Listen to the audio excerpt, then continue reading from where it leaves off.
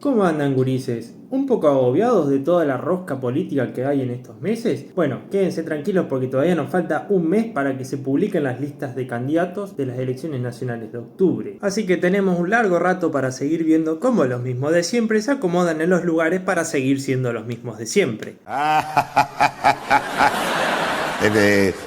Qué ocurrente, doctor.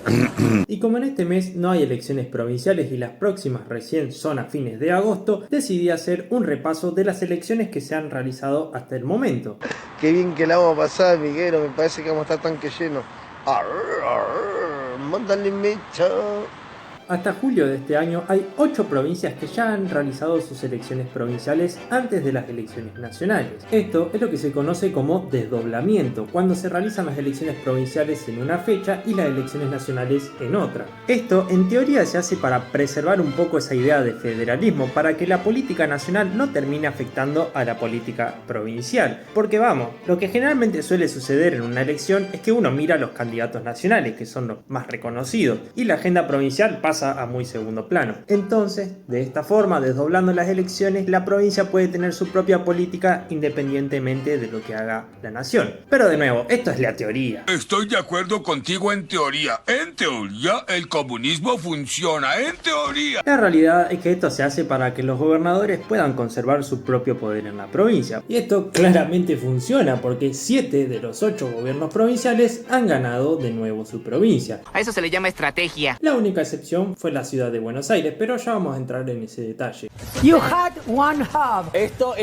Tú tenías una joda. ¿Y por qué suele suceder que ganan los gobernadores? Bueno, simplemente porque el común de la ciudadanía no le da interés a las elecciones provinciales, entonces termina votando lo que uno más o menos conoce. Si a eso le sumas que la mayoría de los estudiantes universitarios viven en otra provincia y tienen que realizar todo el viaje para poder votar en una elección provincial, de ahí se explica por qué la mayoría de estas elecciones con suerte rozan el 65% de participación, incluso mucho menos. Aunque de todas formas esto no es una excusa, la gente debería ir a votar porque es su responsabilidad como ciudadano elegir a quienes lo van a representar. Pero bueno, creo que ya después de 40 años de democracia esto ya tendría que haber quedado claro si tan solo tuviéramos alguna materia de educación cívica en la escuela. Si no vayan con un largavista y les prometo regalar, después de que voten, una palita.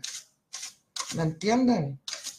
Pero volviendo al tema. En los videos anteriores ya estuve analizando la mayoría de estas elecciones provinciales que se iba a votar, así que ahora lo que vamos a hacer es un repaso de cuáles fueron los resultados. Pero no me voy a centrar provincia por provincia, sino más bien me voy a enfocar en los resultados por los principales frentes electorales, es decir, de los partidos. Si quieren que haga un análisis detallado de alguna provincia en particular, déjenlo en los comentarios y lo estaré haciendo. Comenzando por el peronismo.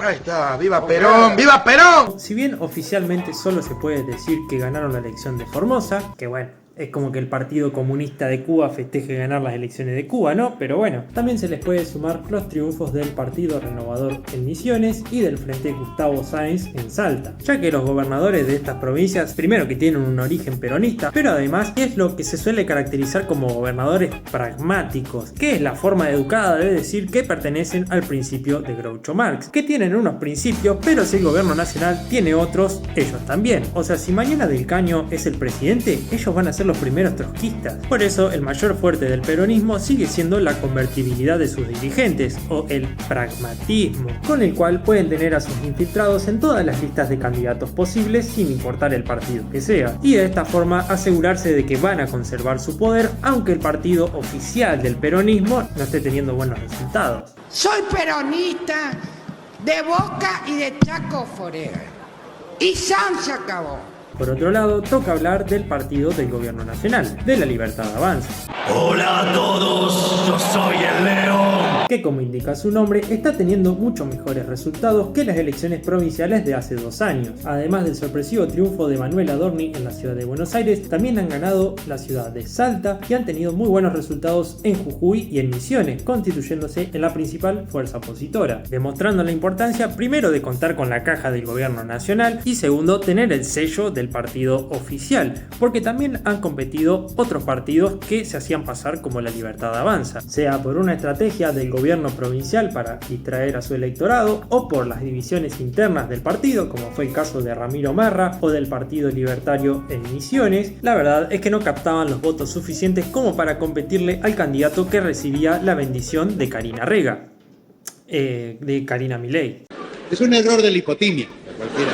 Para terminar con este escenario de tercios, toca hablar de los partidos que fueron parte de Juntos por el Cambio, donde el partido que más se destaca sigue siendo la Unión Cívica Radical. ¿Ah, sí?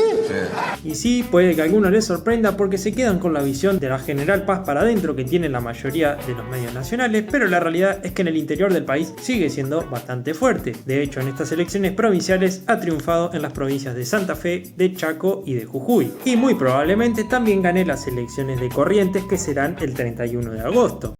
Veremos qué sucede. Estoy un poco nervioso. Aunque hay que aclarar que estos territorios pudieron ganarlo primero en parte porque actualmente gobiernan esas provincias y son territorios donde ya tienen una mayor tradición de pertenencia en esos lugares, porque si lo comparamos con los resultados de otras provincias como Misiones o Salta, la realidad es que ahí el radicalismo depende mucho de las alianzas que puede hacer con otros partidos opositores al partido provincial, con lo cual terminan quedando muy relegados, apenas pudiendo pelear por alguna diputación provincial. Y si a esto le sumamos el desastroso resultado que tuvieron en la ciudad de Buenos Aires, aunque bueno, viendo que hicieron el lanzamiento de campaña en un cementerio, prácticamente se puede decir que era una profecía autocumplida, todo parecería indicar que los triunfos que ha tenido el radicalismo hasta el momento más bien son una especie de espejismo, ya que han ganado más por la inercia de la pertenencia a la tradición del radicalismo en estas provincias que por la convicción de sus votantes. Hace tiempo que el radicalismo está perdiendo el voto antiperonista, no lo está sabiendo captar, y esto es cada vez más evidente en la provincia y en la ciudad de Buenos Aires, y obviamente ese voto antiperonista ha estado migrando hacia la Libertad Avanza, porque otras opciones como el PRO por ejemplo prácticamente ahora han caído en la intrascendencia. De por sí el PRO nunca ha logrado subsistir más allá de la ciudad de Buenos Aires, pero encima en este año perdieron en la elección de la capital federal, siendo hasta el momento la única jurisdicción donde el partido gobernante no ha podido ganar la elección local. Qué tristeza, boludo, qué tristeza. Mientras que en las demás provincias siempre ha competido en alianzas con el Partido Radical o con la Coalición Cívica, por ejemplo, pero claramente sin ser el partido dominante de la alianza. Y de hecho, esto también ha quedado muy en evidencia con el acuerdo que hizo con la Libertad Avanza, donde prácticamente fueron absorbidos. Mauricio, ¿que Boca hubiese ganado el clásico o el acuerdo con la Libertad Avanza en la provincia? Que Boca, siempre Boca primero. Ahora ¿van a acordar en la provincia de Buenos Aires? ¿Y tu vieja qué opina? Pregúntale a ella sabe más que yo. Y de la última rama de lo que fue Juntos por el Cambio que queda hablar es de San Luis, que básicamente no tengo dónde meterlo en otro lado porque no sé cómo categorizar a Claudio Poggi. O sea, es un peronista, pero a la vez no es kirchnerista, pero es medio como los de Salta y Misiones, de esos pragmáticos que está con lo que necesita el gobierno. Bueno, sí, es un político de raza. Ah, sí. No sabemos de qué raza. Y de las otras opciones no hay mucho para hablar. El frente de izquierda solamente es relevante en Buenos Aires y en Jujuy. En el resto de las provincias prácticamente es una segunda línea del kirchnerismo. Otras fuerzas provinciales generalmente son partidos satélites o del gobierno provincial o del partido peronista provincial. Y las únicas excepciones que se podría mencionar a este escenario de tercios en las provincias sería la participación de Horacio Rodríguez Larreta en la ciudad de Buenos Aires, donde pasó de ser el jefe de gobierno y candidato a presidente de una de las alianzas más importantes del país a festejar un cuarto puesto en una elección de un consejo deliberante.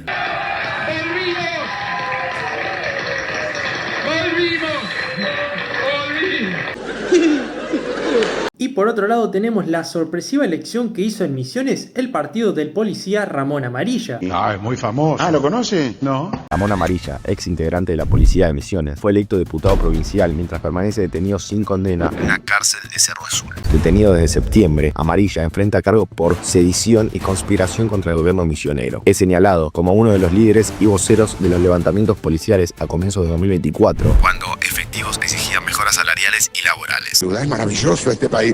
¿Cómo nos quejamos que estamos mal? Tendríamos que estar peor. Así que bueno, este sería el análisis de las elecciones provinciales que se han hecho hasta julio de este año. Si el video te gustó, no te olvides de seguirme y dejarme un like. ¡Quiero corazones hoy! ¡Vamos con los corazones! ¿Qué tanto? Acá te dejo también la pestaña con los análisis electorales que he hecho en cada una de las provincias. Por mí esto ha sido todo por hoy y nos veremos en el próximo video. Un abrazo, gurises. ¡Chau, chau! ¡Hasta luego! ¡Macanudo! ¡Chau, chau! ¡Chau, gordo!